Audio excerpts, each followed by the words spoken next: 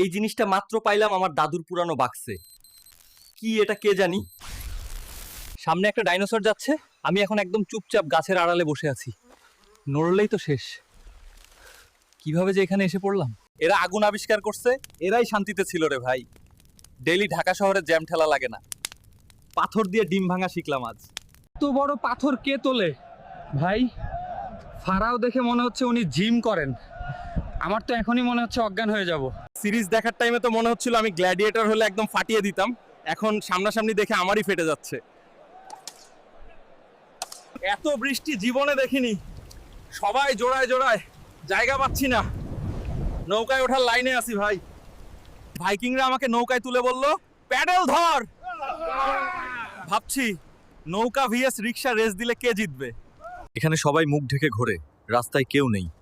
ইতিহাসের সবথেকে ভয়াবহ প্লেগ বলে কথা। আমিও ভাগী। এখানে সবাই চিঠি পড়ছে আর হেলমেট ঠিক করছে। একটাই কথা, ভালো থাকো, ঘরে ফিরো। যুদ্ধ ভালো লাগে না ভাই। এখানে কেন আসলাম? এখন তো টাইটানিক ডুবতেছে।